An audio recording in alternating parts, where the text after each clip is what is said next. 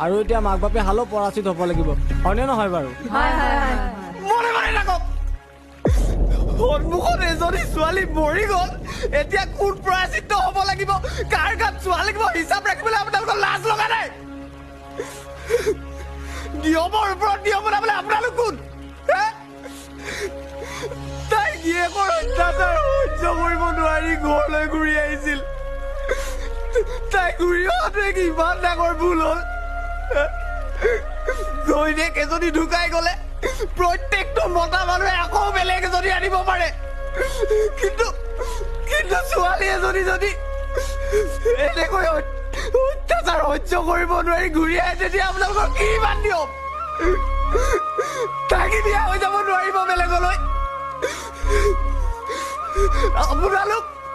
আপোনালোকে এজনো আহিব নালাগে এই সংস্কাৰ মই কৰিম